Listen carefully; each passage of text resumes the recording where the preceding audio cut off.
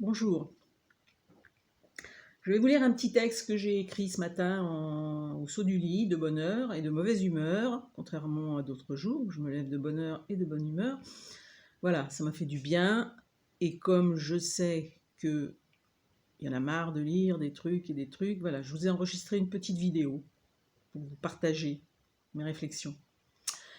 Ça s'appelle la dissonance en 5 coups. D'abord, on parle du SARS-CoV-2.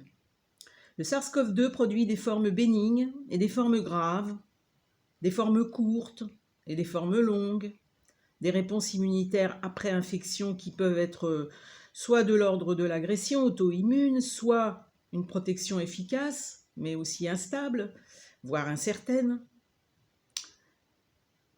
En fait, il s'agit d'une maladie nouvelle, d'autant plus mal comprise que le vaccin, solution miracle, est censé tout régler, à moins que la solution pose problème.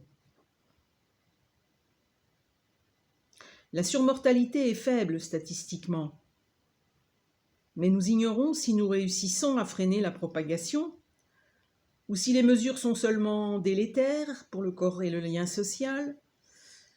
La balance bénéfice-risque a perdu sa boussole. Nos capacités de soins sont mises à mal, mais nous ne savons pas déterminer si cela s'explique par leur insuffisance chronique, une application défaillante des mesures barrières, l'absence de traitement, voire d'une prophylaxie efficace et sans danger.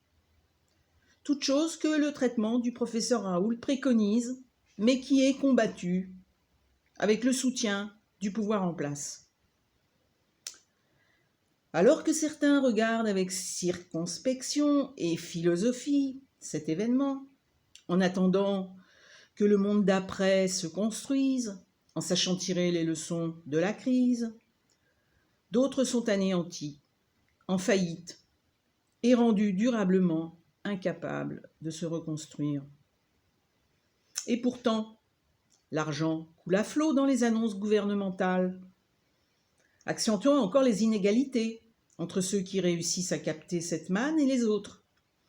Cette manne qui sort d'une dette future remboursable grâce à la croissance dont aujourd'hui on règle les obsèques. Cette manne qui peine à arriver à temps et en suffisance pour maintenir en apnée les petits, alors même qu'elle accroît les bénéfices honteux des gros. Et pendant ce temps-là, le cirque médiatique accroît encore son délire, en ne se contentant plus de narrer les faits, mais en participant activement à l'activation des actions qui, en coulisses, font et défont les gouvernements. N'en jetez plus, la cour est pleine. Dans ce monde fou, j'ai du mal à positiver. Et je retrouve la capacité humaine à scier la branche que la nature nous a offerte et qu'elle nous tend encore à travers ce virus.